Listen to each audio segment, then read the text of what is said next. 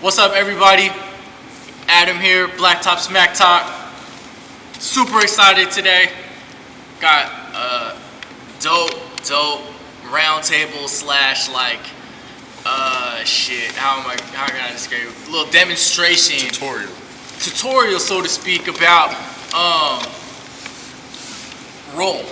your role on the basketball court, your role on your basketball team, and I'm out here in Bellevue College. So, shout out to Sniper Quam on the camera. But I wanted to do this roundtable today with actually 3 of my former players. I coached at Shoreline Community College for 8 years. 3 of my guys. So I got Torrence Baker. I have Antonio Foster, and I got, oh man, this is a privilege. I got the legend, Alfie Miller. So, gentlemen, welcome. Thank you guys for coming on, taking time out of your nights to come and rock with the BTS team. Next time we'll get all of us here. But with the basketball season approaching, we got high school. A high school tryout started on Monday. College, they've already started playing games, and you guys have all been in the fire, so to speak. You guys played high school basketball. You guys played college basketball. You guys played at high levels in great leagues. So now we're going to talk about roles. And everybody, I just want to, public service announcement. Not everybody is a killer. You guys, on basketball teams, people have roles. And when people execute their roles, most of the time, those teams are generally successful. So I'm going to talk to these guys a little bit. We're going to, kind of see where pick their brains about the roles that they've played in their careers. And then we're kind of going to get on the court a little bit, which is going to be a struggle for my man over here. But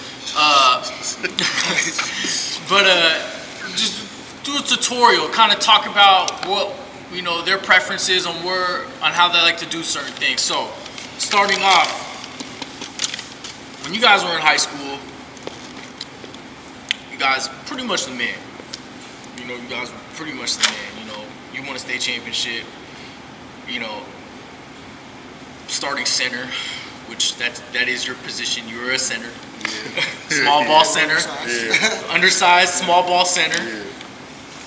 Tone, you were a do-it-all, versatile forward. Really just like a Swiss Army knife, so to speak. And we got, the man, the myth, the legend, who was in high school. If you guys seen Alfie in high school, man, he was that dude. So when you guys made the transition from high school to college, how did your guys' role change? So let's just start at the community college. So how did your role change from when you guys all came to Shoreline? Or let's just talk about when you guys came to Shoreline. How did it change from, I know you guys got your touches, got your shots, but what was different when you got there? So Torrence, let's start with you. So with me, it was a little different because I hadn't played basketball in like a year before I got to Shoreline because I was in California for football. But my role, so to speak, didn't necessarily change. I just had the ball more. So at Garfield, I'm on the block doing my thing, whatever it is. Right. When I got to Shoreline, the way the system was, it's like the forward is almost like a Draymond Green type thing. Right. So you just set it up for We didn't want you to do that, but I mean, it ended up that way. Hey, it ended up that way. Coach Brady, man, that's your fault. It worked in some instances. It didn't work.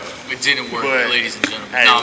Hey, look, I know how to do my thing, you know what I'm saying? But no, it didn't. My role pretty much didn't change. Like I've always been that hard hitter, the aggressive one, like that enforcer type. Yeah. Okay. I've always been that type of person, and then I'm undersized, but I play big type thing. So my role didn't change. It pretty much stayed the same. Like I said, I just had the ball more and had to facilitate sometimes and whatnot. Right. So that was about it. Tone, you started off at SPS or whatever, South Puget Sound. And from what I remember, we played you guys in the tournament, and from that season, I believe you were playing like the 3-4, so to speak. Yeah. But when you came to Shoreline, you were all over the place. I mean, if I want to say you played and guarded 2 through 5. Yeah. So what was that transition like, and how was that different from SPS or when you were in high school, when you were kind of like at West Seattle, when you were like, that dude?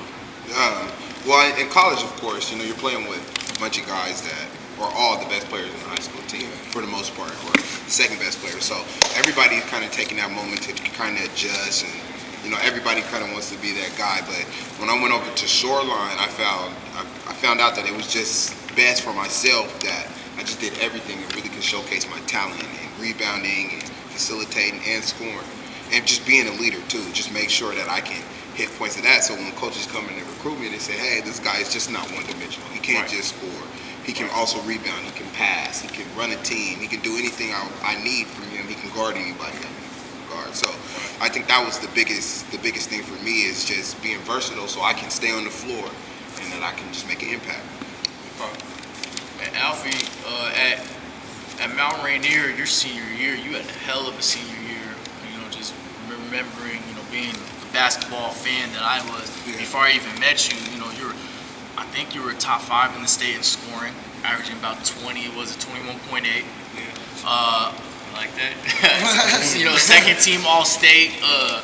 One of the most prolific shooters in the state. So when you went from Mount Rainier and then you came to Shoreline, how did your role differ? Because when your Shoreline team was stacked. Yeah. And that was before I started coaching you. But I remember your Shoreline team there was stacked. So how was your role different than it was at Mount Rainier? Obviously coming from high school, being the main guy, and a lot of high school teams, they'll usually have 1, 2 guys that can really play at a high level. So you can, kind of really do what you want, kind of be a little selfish at times when you need to. But at the same time, there's a lot of responsibility. If you don't perform, then, it's a good chance your team might not win. Right. So going into Shoreline, one of the first things I remember before a game, just looking in the locker room, like looking around, looking at all my teammates, I'm like, man, I really got guys on here. I don't got to do it all by myself. Right. So for me, that was kind of the biggest transition, just knowing, I got guys who can play at the same level as me.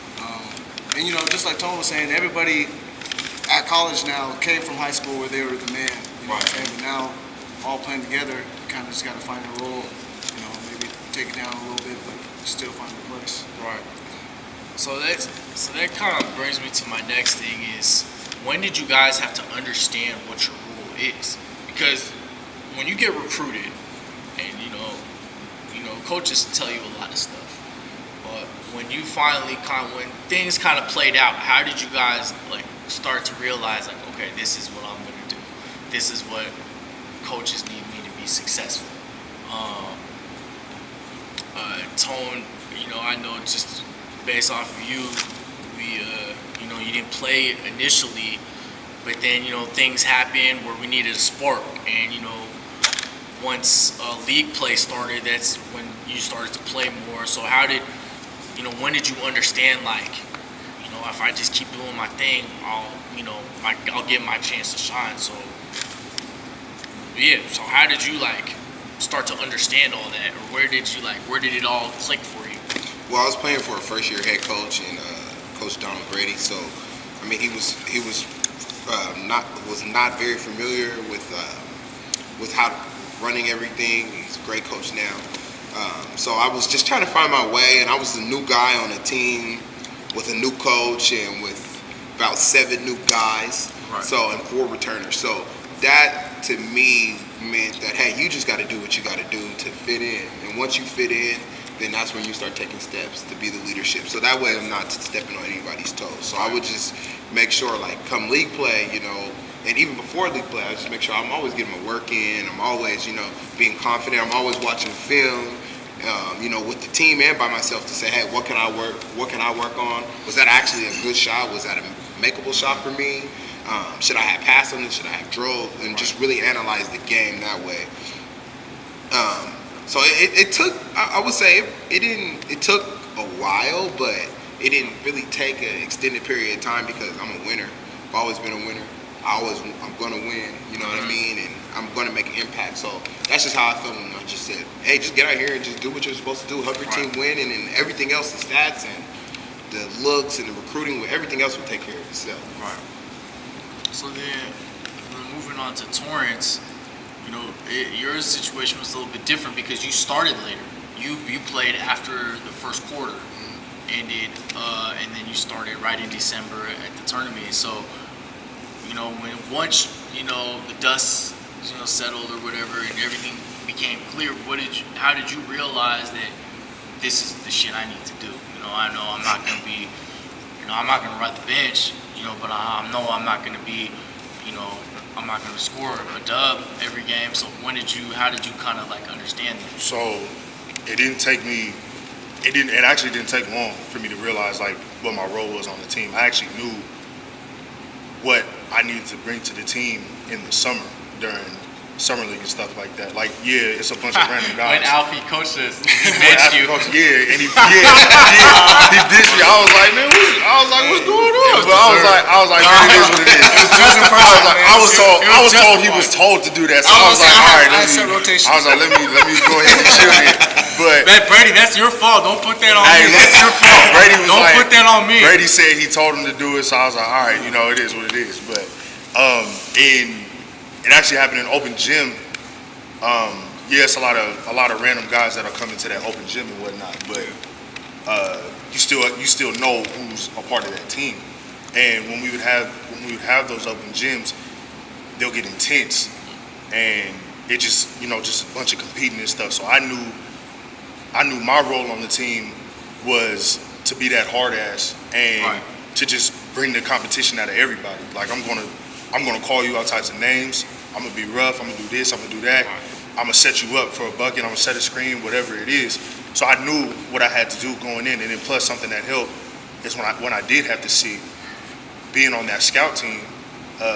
See different things from a different perspective. You're like, okay, so when I come in, I got to be able to do this with this person. Right. Probably the only thing that took a second to come together was just chemistry with others, because my first game, I think we was in Skagit. I think something like that, right? I think it was Skagit. Maybe, yeah. It was probably Skagit. So we was at Skagit, and I came off the bench that game or whatever, but I still had to find chemistry with everybody during the game. In practice, it's different than the game. We all know that. Right. So yeah, it didn't take long to realize what I needed to bring to the team and whatnot. So, and it's kind of natural to me anyway. It's like any team that I'm on or whatever, I'm always going to be that person that's going to be the enforcer, bring that aggression, and make you compete pretty much. Because I don't like I was telling these guys here at Bellevue, it's like I don't raise bitches, so like I'm not coming in with none of that weak stuff, anything. So, right. Yeah. Even though he's still soft. Don't let the tough guy demeanor fool you, ladies and gentlemen. All right. You gotta see me on the court. And Alfie, always been a killer. Always been a killer since I known you when I coached you, and then at Shoreline, you had an injury. I remember when you played for us, you had an injury, but yet when you had the injury, what was it? Groin? Your groin. Yet you still broke the Shoreline record for threes made in the season, and you didn't even participate in anything until our first game. So, and then you averaged 15 for us, and you hit what was it? 101 threes that season, being out of shape because of the injury, and you could barely practice at times. And then you do that, and then you get to Northern, and you roll. If I watched so many games, if I'm not mistaken, it was very similar to what it was at Shoreline, but a lot of the times he was the man. And watching those games and that team and how it was like they fed off of you. Yeah. Excuse me, they fed off of you. So how is it? When did you have to understand? Going into Shoreline, and then when you went to Northern and you were playing at the high level, when you had to understand, like, all right, shoot, I continue to do what I do. Yeah. Well, shoot, first transition into Shoreline, just like I was saying, I mean, coming from high school, especially with the class that we had coming into Shoreline, we were loaded. So, any one of us out of the 5 starters for sure, even 7 to 8 guys on the bench could drop 20 any given night. Right. So, finding your role with, guys who are all capable of going to work each night, it's not too hard, especially because we had pretty good chemistry coming in the summer before. So when I first came to Shoreline, just playing with so many good guys, being such a good shooter, and I just kind of naturally found my role there, being able to space the floor. Been playing alongside Sean West, who's everyone knows he's real fast, can handle the ball. So him playing off of me playing off of him, he's usually driving. Yeah, exactly. So I can space out the floor, open up lanes for him. So yeah, that was kind of my role at Shoreline to begin with. Then that second year, as we kind of got a new squad, me and Sean Jones kind of took more of the leadership role as far as scoring. But then just going to Northern, that first year I was at Northern, actually, came off the bench 6 men. Right. So that was kind of a new thing for me. Obviously, I just started going through high school. You still getting buckets. Yeah. You came in averaging, you averaged 11 that year. Watching, you was coming off the bench and, it was a little different coming off the bench, but just like Torrence was saying, it gave me a chance at the beginning of games to kind of sit back. You get to see the game happen before you actually step on the court. Right. So, when I first got to Northern, I didn't have the biggest scholarship. I wasn't, the most highly recruited guy going there, but, I wanted to earn my spot. So, I was just trying to do what I could to help the team win. And, transitioning into my senior year it's kind of solidified that I was the main scorer. So, we were able to work around me. But my thing is just always just trying to, find my way to help the team win, contribute in any way I can, mostly just shooting. But the dope thing about you three is I've been a witness to this, is you guys put in the work. A lot of guys have a role, but they don't work at that role. And I've worked out with all of you, and I've seen the work you put in. And you know what? When you put in the work, at times it gets a little tedious, it gets a little repetitive and redundant. And for any basketball player, for that matter, but when you're excelling in a role, I know it's just it can get frustrating. I mean, we worked out so many times trying to get in shape, get a lot of reps in, and we worked out annually, all that. You did a lot of post stuff, which you need to continue to work on. But I do understand, and that's the thing of being your coach. And like mentoring you guys, being able to see that you guys actually put in the work and you solidified yourselves in those roles. So now we just want to talk about what was the worst part of that role that you had, when you play, and then we'll follow it up. First you guys tell me what you didn't like about the role, and then what was the best thing about it. So Tom, why don't you? Worst part of the role was, kind of just feeling like I could give more to my team. I felt like I was the best offensive weapon we had, being able to handle, shoot, get my shot off the dribble, set up teammates, score just pretty much anywhere on the floor. I felt like I could have scored a little bit more. But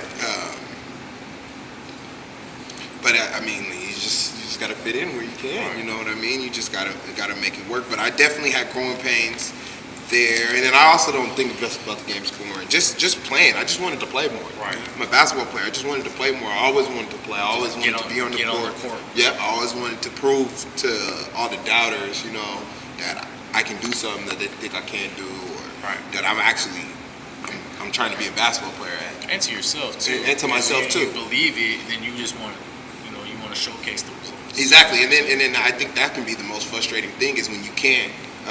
When you can't show or showcase what you've been working on in the gym behind closed doors. For me, I was getting up, 2-3 workouts, a day in the summertime, and that's not even including open gyms and playing in different summer leagues and stuff.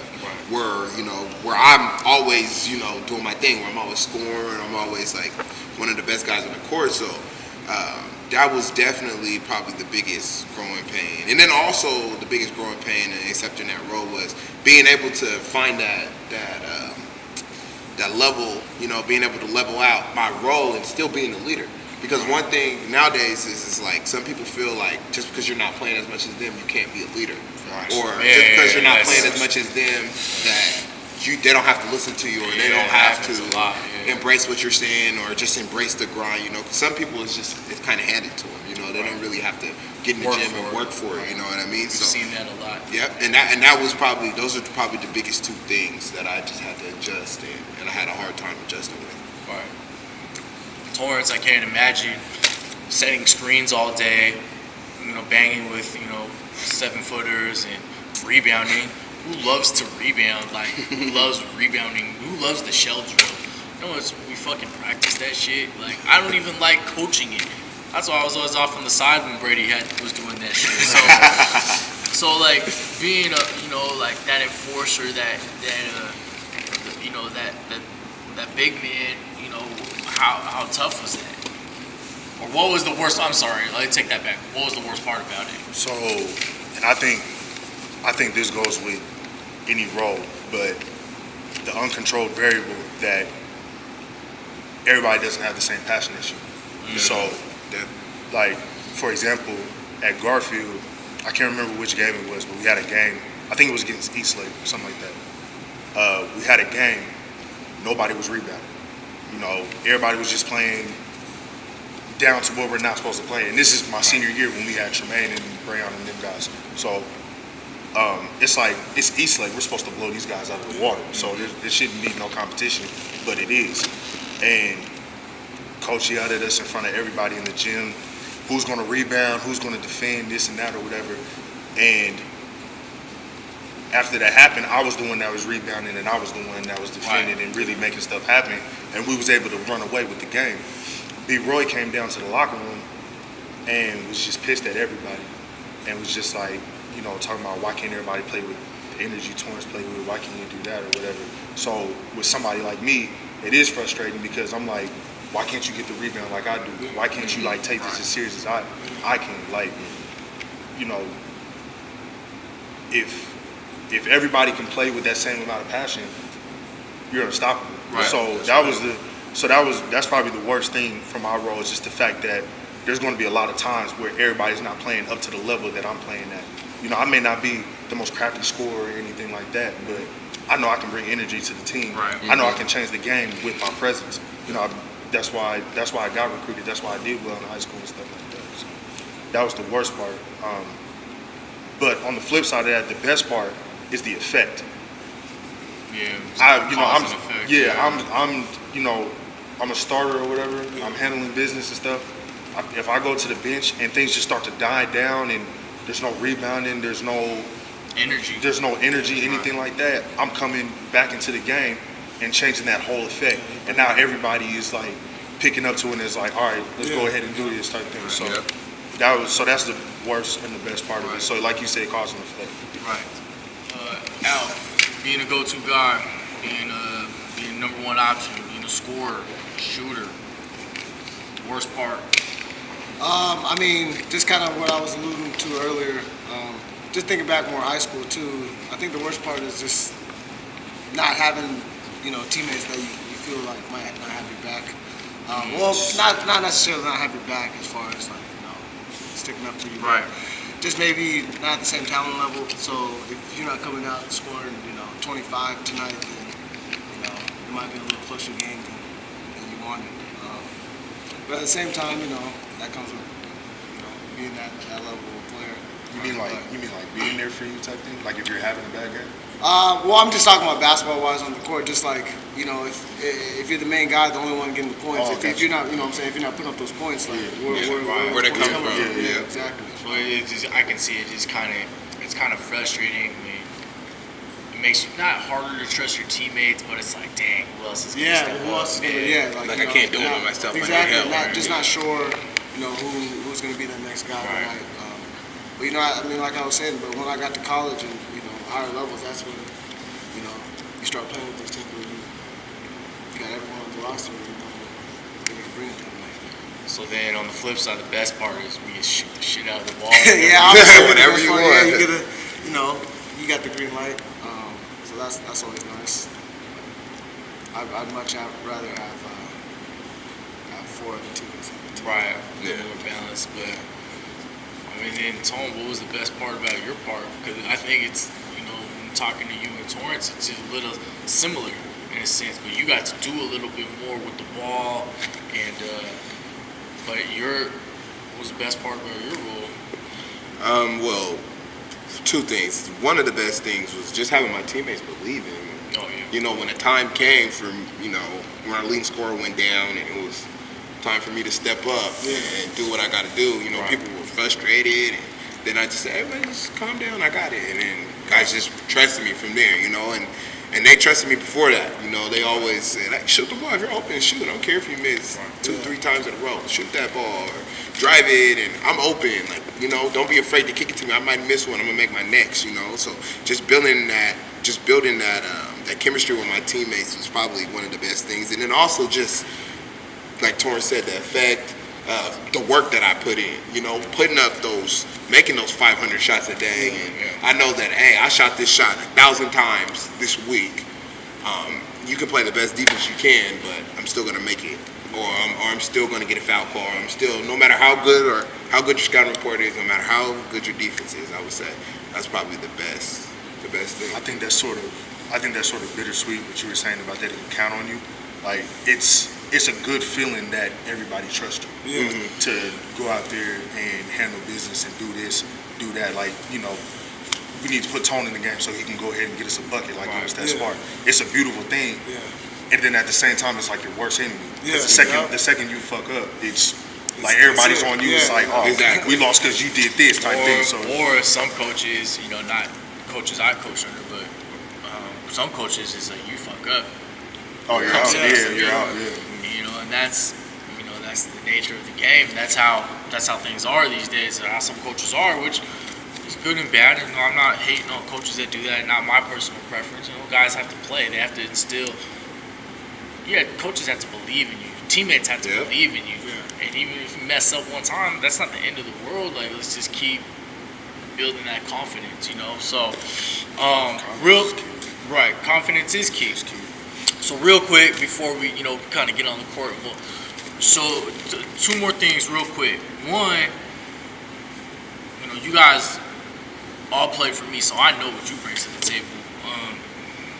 But what advice would you give to guys who are trying to figure things out, in school? I know we have a lot of friends who are playing college basketball right now, family even, and they're trying to figure themselves out, figure out their role. What advice, real quick, would you give to them, Torrence? As far as like, what advice would you give to like how to find that role, find that niche, how to help your team? I think it starts with your interaction with the team. I've played with guys who were real quiet and did not interact with us all, and never found any type of role on the team. And they didn't like the position that they were in, and they either had to leave, quit, something like that, or whatever. Right. So I think it starts with your interaction with the team, not just on the court, like off the court as well. Right. Like you don't have to be the best of buds, but you got to have some type of chemistry so you can know what's going on, and then talking with the coach as well.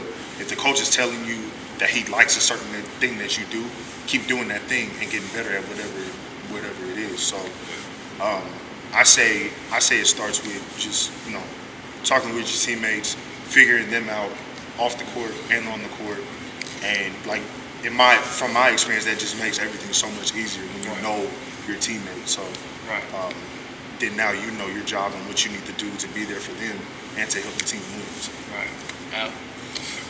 Just kind of piggybacking off of what Torrence was saying, I think it definitely starts with chemistry. Getting to know your teammates off the court, because that in turn leads to them trusting you on the court. And then obviously knowing your teammates too, knowing their games, seeing where you can fit in, seeing what type of players your teammates are is going to have a great deal of effect on how you're going to play the game. And then third, I think just knowing what the coach is looking for in you, Because, you might be thinking you're a 25-point per game scorer. Which is I'm like sure we've all seen 95%, that. 95% of college basketball, or basketball in general. But the coach might have a different role for you. He might think you're a 3-and-D guy, So kind of all those are, I feel, are all variables on how you should approach it. Right. So, I think, well, first, I'm saying something different from what they said. I think that guys, you got to stay true to yourself. Yeah. Like if you're a shooter, shoot the ball. Yeah. If you're a ball handler, handle that rock. Yeah. If you're a rebounder, rebound. Set screen. You know what I mean? Do what you're good at. What got you to that level. I think sometimes that we, or the guys, they kind of tend to. If they start building the skill to shoot and they were a driver, then they just want to shoot all positions. All jump. So they stop what they were doing. Stop what they were doing great at and do stuff that they're working on. You know what I mean? So I think that you should stay true to yourself. Your identity is always going to be your identity, like I said. And then also just, being familiar with your teammates and with your coach and, always having those conversations with your coach. Like, hey, how can I get more minutes, or how can I be more effective in the third quarter? Because I know I'm coming out and I'm not getting back in, or how do I be more effective late in the game so we can win more, and just finding out different ways and just being open-minded, because everybody's thoughts are not always going to be the same. So a coach might say, hey, I might need you to, get in the fourth quarter and hit those big shots for us, and then the team might say, hey, I might need you to help me on defense and talk to me a little more. Then you kind of find a way to snowball it all into one. And then once you get those things down, then you continue to expand. Don't just be comfortable on where you're at and how good you are now and how much success you and your team are having. Build off of that. Always build off of it. Don't get complacent. I think another thing you got to add on to that is like you have to buy into the system. Definitely. Like you have to buy into the system. Like there's a lot of buy into the system and keep your ego in control. Yes. Because ego will fuck up all of that. Yeah. Like soon as your ego like gets in the way, nobody's gonna like playing with you. You got beef with your coaches. Now you're transferring hella and all that stuff. So if you don't buy into the system and keep your ego in check, it's just gonna be the worst experience of your life playing basketball. Definitely. And ego kills, especially in the college level. Ego kills definitely. a lot of kids. I mean, in high school, it's okay to have. I'm not gonna say it's okay, but you can get away with having an ego because. Because you're technically the man. Because you're the man on your team, you know what I mean? But if you got an ego and you go to Kansas, it's a wrap. you got an ego, you go to these big Kentucky. I mean, everybody there was. Everyone's the man. Everybody was the man. Like, there's no guy that was just a role player. Every guy was the star. You have to be okay with scoring 21, 25 in high school, coming to college, and now you're only scoring 11 or something like that. Exactly. You have to be comfortable with that because it's like, it's a whole team effort and it's a whole new system that you're not going to dominate like you did in high school. This is top of the players around the world that you're playing against. Bigger, stronger, faster. They can do the same things that you can do, just probably maybe it's just as better as you or something like that. Yeah, or just as good. But if you buy into the system and you have that chemistry with your teammates, you can come out with that dub, you can have a good game, move on from there. Right. Definitely. So I think, like just real quick, just for everybody, for your family and friends who are gonna watch this, because I know a lot of people will.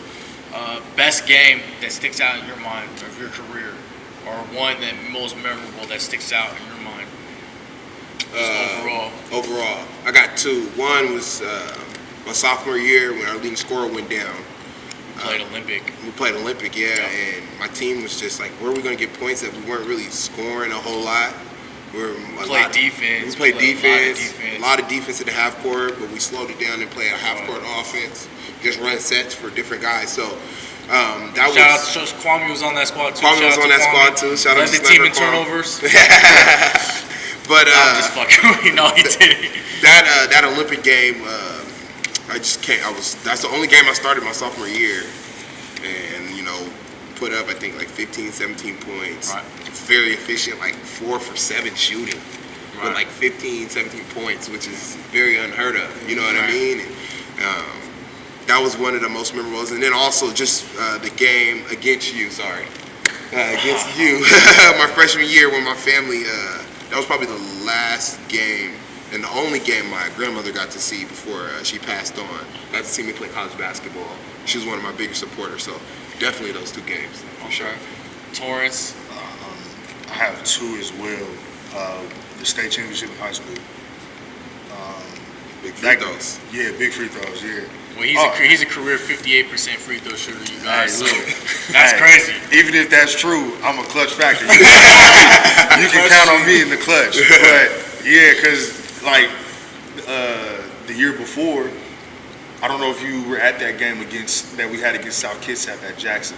No. So when I hit the big free throws to go to state, it was region or district, whichever the hell it is. But yeah, that state championship game mainly because finally won a state championship, and just overall we was, dang, where'd that dude go? The center that they had. I know they had one kid that got offered by UW. There was a big play in dude, the finals? Richland. He went to Stephen Bale. Where did he go? Or he went to SPU, didn't he? No, he went to BYU. Okay, there you go. Okay, so playing against him, he got all that hype around him and stuff like that. So having to contain him, and I did pretty good to be able to win that game. I think the sophomore was the one that was killing us. But yeah, that game, and then my first year at Shoreline, we played against Waka, I think it was, at home, and that I don't know, that game just felt good. And I had like 16 that game against that 7-footer that you think was just bitching me for whatever. Manhandling him, throwing him around. No, that was a great game. We ended up losing though, but that was a pretty good game. Alf, I'm sure there's Bring out the games. diary. Many games. I mean, from Bunch. high school, league MVP. You guys got 4th, I believe, your senior year. Yeah. At Mount Rainier, and then all your games in college was. I mean, if you could pick from one, what stands out? You got the one in the paper. Your hands are like this. Yeah, that's probably my. With the high socks and the pennies on. That's probably from high school for sure. Probably the biggest memory I have, just because. Hitting the game winner at state my junior year. Is that for Seattle Prep? Yeah, it was versus Seattle Prep. They just won the state championship the year before, so they were the defending state champions. And that was the first game our high school won in I don't know, since 1940s in the first round of state. So that was a big win for our school and our community. And that kind of put my name on the map, I feel like. So that's always, that's always going to stick with me. College, probably when we were at Northern, we played LC State at home. Down, they got up on us by 25 in the second half, and we ended up coming back, winning at home. LC State's always tough. Yeah, LC State's always tough. So yeah, that was probably and that game, our coach kind of quit on us, so we kind of rallied together as a team, what I'm saying, with the players, and came back. So that was probably the game I drove all 14 hours to go. And no, I was thinking about that. When you guys beat the D2 team? Yeah, that one's up there too, against MSU Billings. Yeah, you had 23 I had that a pretty game. Good game too, yeah, against the D2 squad that. Shoot, everyone thought we were going to lose just because they were D2 teams. Oh, yeah. They gave them work. Yeah, gave them work. Like 20. Damn. Yeah, I got a couple. That's dope, man. As a coach, man, to see you guys are guys I've looked after, for a long time. So it's really cool to kind of bring some of my former guys together and kind of talk about, because all you guys did play different roles for me, and to see how you guys have evolved in those roles is really dope to see.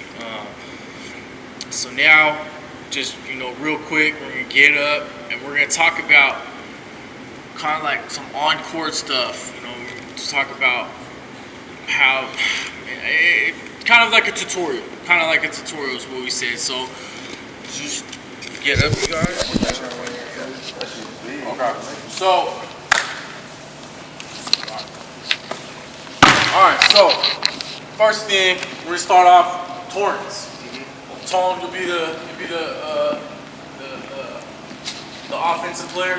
Torrence, if you're to advise somebody guarding a big man, too big, 2 of my centers right there, 2 of my 5s. If you were to advise somebody, an undersized big battling somebody, a good solid post player, what would you tell them? What kind of defense do you like to play? What does work for you?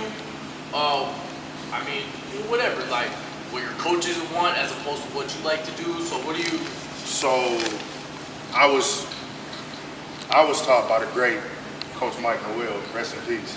So they taught me different ways coming in. Like they wanted me to expand my game and whatnot, but they knew with the system that we had, they needed a center, so I was going to be their center. So I'm always going to play against taller people like Joe Knight and stuff. What was he, like 6'10" or something? 16, Yeah. So there was always different ways. So for an undersized center, you have to mix it up. Right. Like for me, I don't like to do the 3/4 honestly, but So for me, for those who don't know what 3/4 is, so we'll just turn right here. Torrence, why don't you show them what 3/4? 3/4. Deny him a little bit. 3/4 denied. Okay. So what do you like to do? So I like to mix it up from playing behind and just like really being in them and just like bugging with them, irritating them and stuff like that, or playing in front as well, so that they're not getting that easy post in. And I know I got that help side. Well, I hope I got that help side or whatever. So it just for me, post defense for an undersized center is just more so just like mixing it up. If you have the height for a center, you know you can play behind and still be able to be effective. But for me, I like to mix it up, and knowing that I got that help makes it easier too. Right. So, but when the guy is posting up, do you make him work or do you let him catch? I make them work. I make them work for sure. Like I said, like even if I'm playing from behind, I'm in them like as sneaky as possible because you know the rest is sensitive. But I'm in them as sneaky as much as possible. And when he gets the ball into the post, he's gonna have to like really make one hell of a move because I'm not budging. He's not just gonna back me down because I got that. What is it, low center of gravity? Low center of gravity. Exactly. I got that low center of gravity, and I'm just sitting there. You know, you're gonna have to either face me up or something, shoot over the top of me or something like that. Because I'm not making it easy at all. Right. So then, Tone, we'll switch it up with you. So you come out here, Tone. So you are like when you play for us, you play from 4 positions pretty much, but you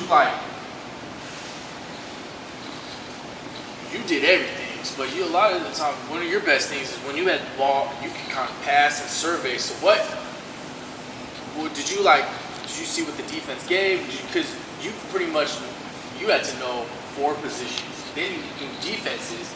So what helped you kind of like survey, you know, like how can I pick my spots to be effective? You know, because that shows off your versatility, right? So what did you do to like, you know, when you got in the game, you kind of surveyed everything. What did you do to kind of like, all right, shit, I know what I need to do? Well, first thing on the court, whenever I catch or I'm in the corner, because we started a lot of plays for our wings in the corner. Right. So anytime I run and I sprint and I touch the corner touch, and I come back, I'm looking to see where everybody is. I'm looking to see where the help side is loaded up. I'm looking to see how far my guy is sagging off of me, how close he is, because right then I'm gonna know. Like if his feet, I was always taught, if his feet are below the 3-point line, then I'm shooting this, right here. That's basically an uncontested 3. Too much space. Too much space. And if his feet are above the 3-point line, then I'm trying to go past you, get in the paint, and make something happen. Go off the dribble. So I will always try to say, and I would never worry about my man. I know that I can beat my man. Right. So anytime I get ready to beat my man, I'm saying, well, who's going to help first? If he's going to help first, then I might take one dribble and throw it over the top. Or if this guy's going to help, I'm going to try to take one dribble and just throw it over his head or throw it to the side or something like that. And if nobody comes to help, then I'm going to finish. That's an easy decision. Right. And it's basically, look, you know, from what I've seen of you is, you know, it's just your mentality is, while you know you're a shooter, is trying to get everybody else involved first.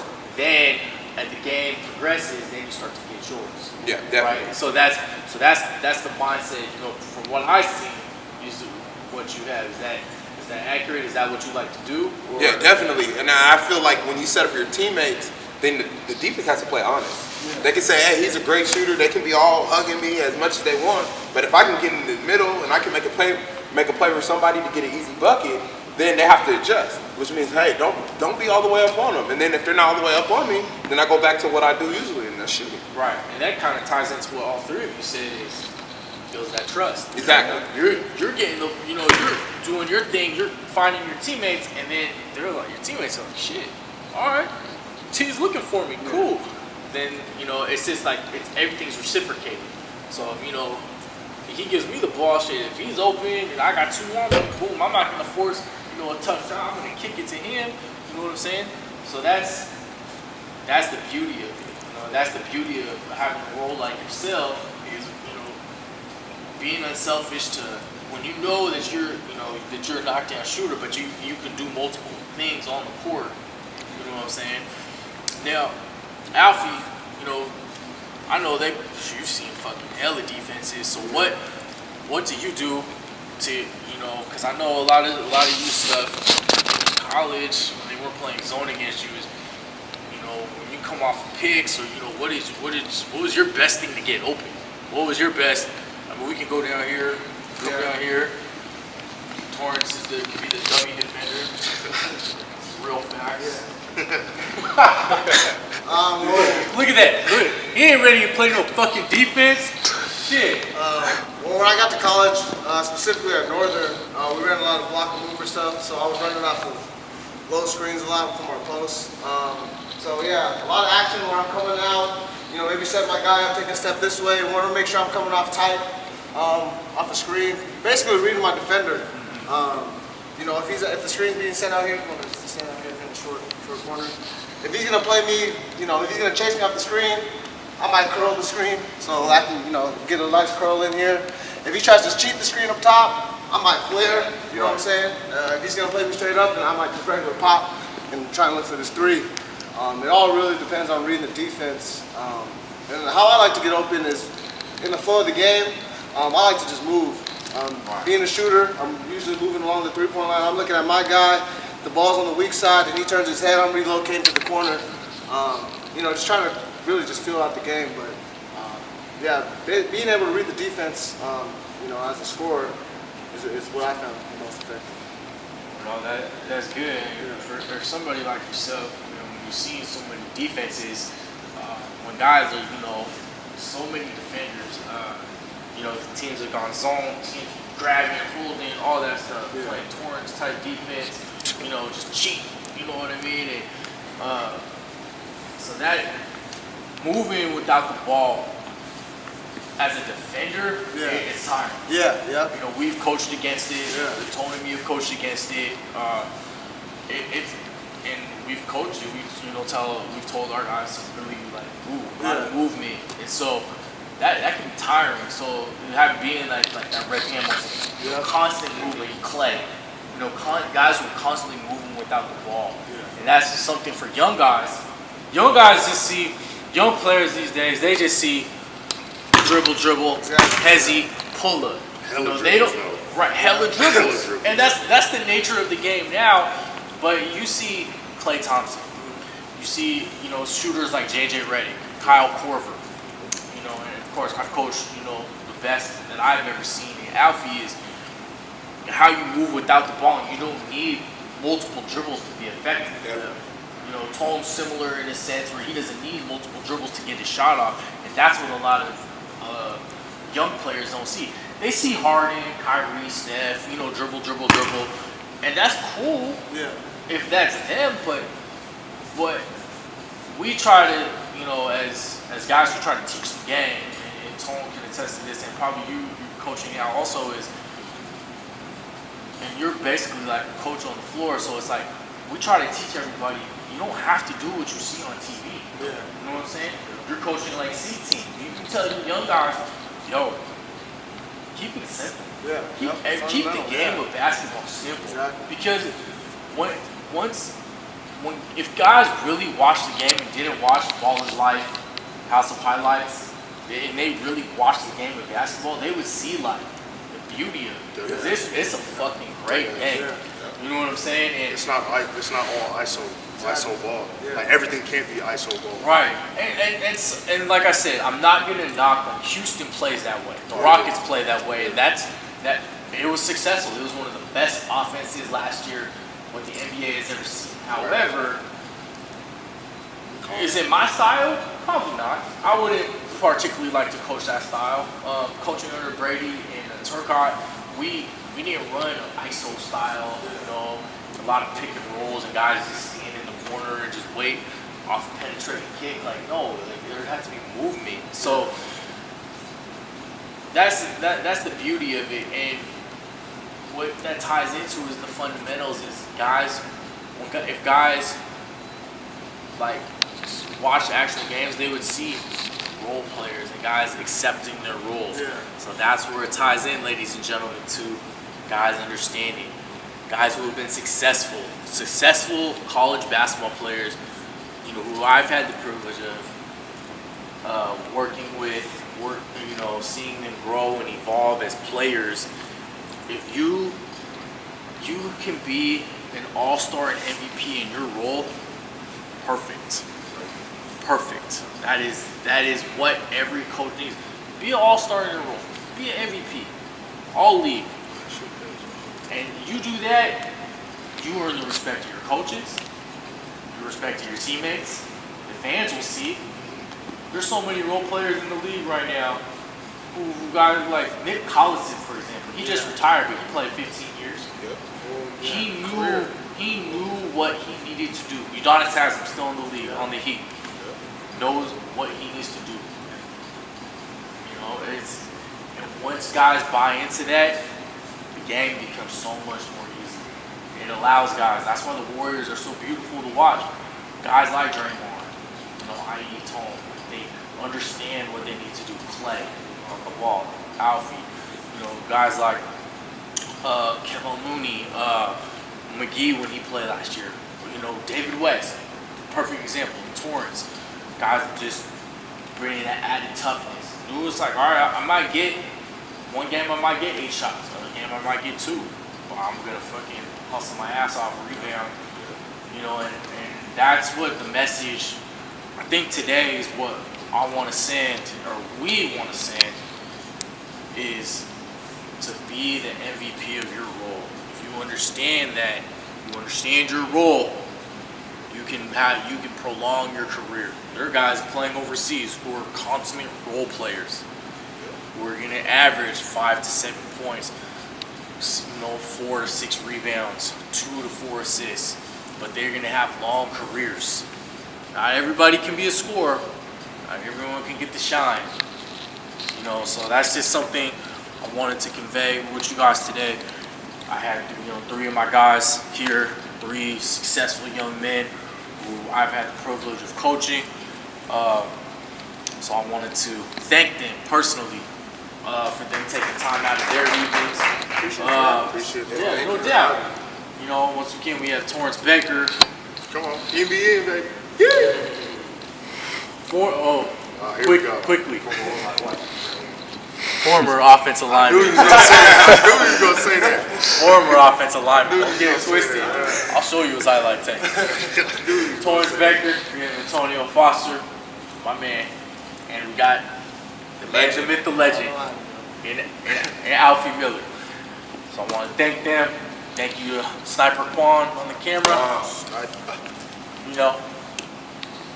Shoreline turnover leader a few years back. Psych, but no, I got love for you, Kwam. Thank you guys. BTST, subscribe to us on YouTube, follow us on Instagram, follow us on Twitter, like us on Facebook, all that jazz, man. We got so much more stuff coming. I'm really excited. I appreciate you guys. Thank you for the love and support. God bless.